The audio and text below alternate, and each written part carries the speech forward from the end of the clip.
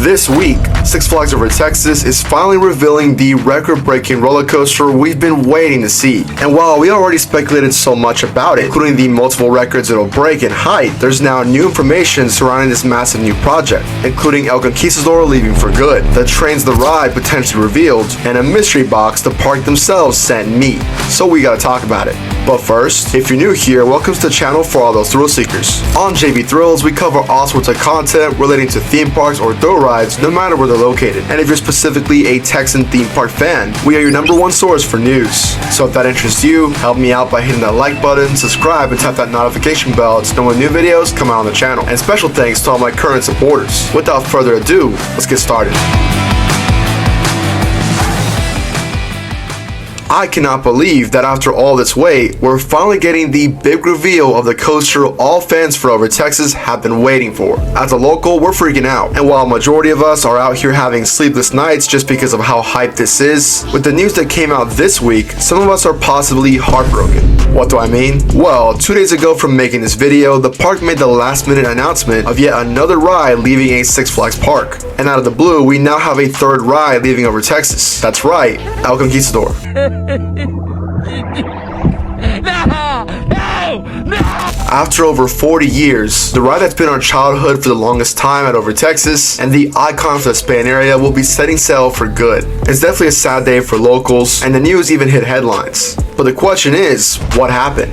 If you've been keeping up with the channel, you'll remember me multiple times saying this ride is safe. If it was originally meant to get taken away, it would have got demolished a long time ago, but the attraction has been sitting there safe for a while until now. In the statement the park said about this ride, they state, after exploring multiple options, we have decided that the Conquistador has finally sailed its last voyage. Now notice how it says exploring multiple options. This was not the original plan. The park themselves was aiming to save this ride, as it really would tie in with the new Spain area. However, something changed, and while people are assuming this is a typical Six Flags removal, I think it's something deeper. The park most likely found the unexpected reveal that Conquistador has reached the end of its lifetime. Think about it, this ride is an old timer, serving almost 50 years of life. And not only that, but Intamin, the manufacturer of these rides, discontinued the model, meaning it's now harder to fix. So let's say theoretically, El Conquistador stayed. It ties in with the brand new Spain area and the coaster and really looks nice. However, 2 years later, the ride breaks down. Because the model is discontinued, you can't just fix it right away. So it's either super costly or downright impossible. So what's the solution? Remove the ride. And can you imagine investing millions into a brand new section of the park, with the Conquistador being the centerpiece of that area, suddenly walled up and ruining the aesthetic? That's most likely what was going to happen, and the park saw that and prevented it. I mainly mention this for two reasons. One, this isn't your typical ride removal. Most people online are super upset about this, which is valid, since after all, this ride had a personal connection with a lot of DFW locals. I wouldn't, however, go as far to say this removal made no sense. It was absolutely necessary and kind of inevitable, which is also why, point number 2, I don't think this ride will be saved or moved over to somewhere else. As much as I love theorizing about saving a classic attraction, which the park has done before, this is definitely a different situation, which means very soon, we're gonna see a now vacant spot. And in fact, it even shows on the maps. As for what will now replace that spot, we'll get to that. But first, why not cover the Giga that's going to be announced in just 3 days? Now, I know, in my last video, a lot of y'all heard me say, now I don't know for sure if this will be the last prediction video before the Giga, but at this rate, it just might. However, it kind of wasn't, and I didn't expect to actually continue it just a little bit more. The reason why is because we now have new teasers, and Six Flags actually sent me a package full of clues. For real. Which ultimately means this is the final prediction. That's right, everything leads to this. By the end of this video, you're now going to have my official final prediction for our brand new coaster. And once the ride gets announced on Thursday, you can come back to this video and see how many I got right, which you know your boy's going to get a few. Before we get to the elusive mystery box, why don't we talk about what's going on with the park's Instagram. On there, it's been teaser central, with so many posted almost daily. And while I could sit here and talk about all of them, ain't nobody got time for that. And I gotta leave a few for y'all to figure out. However, there's still a very important one we do need to discuss, and I'll let y'all watch it first.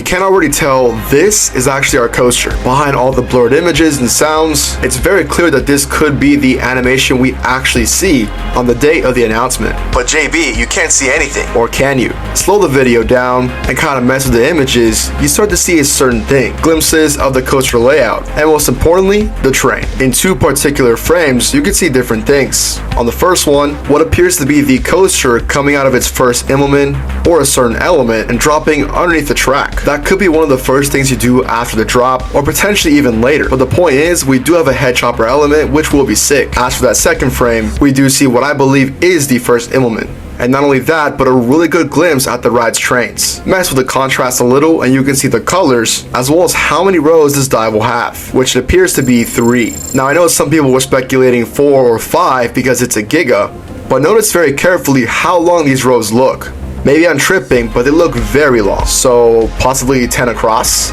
meaning 30 seats per train. Unreal. As for the colors, they look to be red, with restraints having a tannish yellow color, similar to the track. Now I don't know if all the trains will have the same color, but if they do, I'm rocking with it. It'll definitely stand out, and this kind of confirms one prediction coming true. Project Ruby, as in Ruby Red, foreshadowed the red trains, which we said a while ago. But if you want to see the most amount of clues, that'll definitely get my final prediction to be very accurate, well, Six Flags watches my videos and they've probably seen all my predictions, so they sent me a package full of clues to figure out.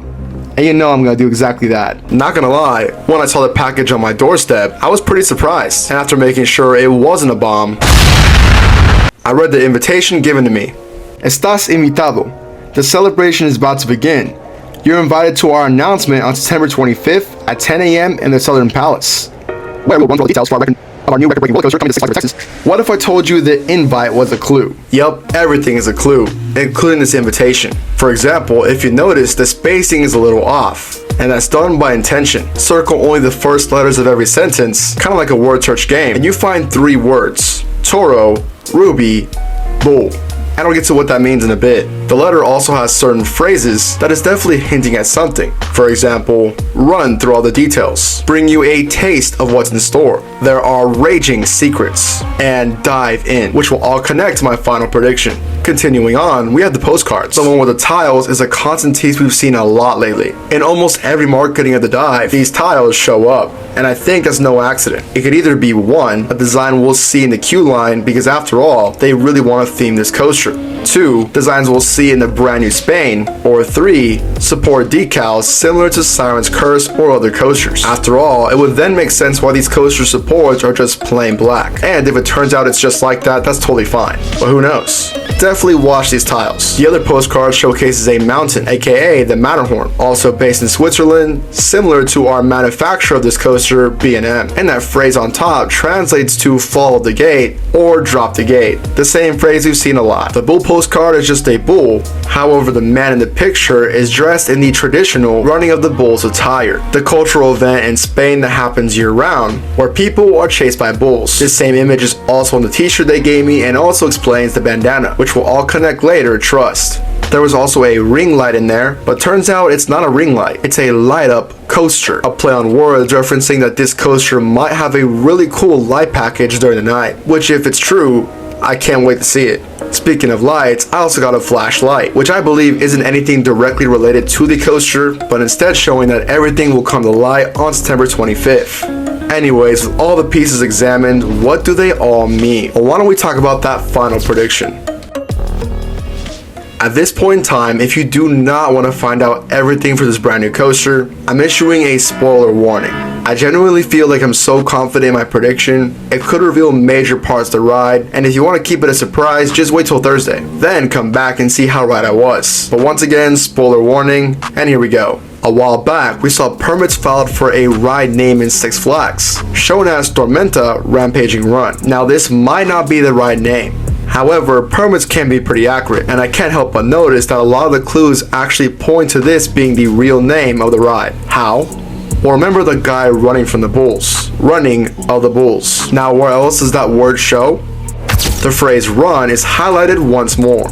The Instagram has a post of a girl running, which is already one word of the name. But JB, that's just the word run. Okay, but then the invitation uses the word raging secrets, which is kind of a short form word of rampage. Bulls running and creating a mess is also a rampage. And while I can't directly find any clues for Tormenta, rampaging run is 2 out of 3 words, which is why the prediction I'm locking in for the right name is Tormenta rampaging run. But what about El Toro or El Matador? Personally, I don't like those two. As a Spanish speaker myself, it's kind of basic and Tormenta is kind of catchy. Not to mention, it's also a marketing thing. If you name the ride Toro, it's a pretty vague term, so when you search it up on Google, you'll see pictures of bulls or El Toro a Great Adventure. If you name it Matador, the same problem happens. Tormenta Rampaging Run is so specific of a name, the coaster will be the first thing you see when you search it up. And while yes, you do see Toro in the invitation, it's definitely meant to throw people off the trail. As for the other final predictions, the records I believe it'll break still applies from the past videos. And if you're wondering what those are, it's on the screen. I also want to mention that the constant referencing to taste is a very clear nod that with the coaster,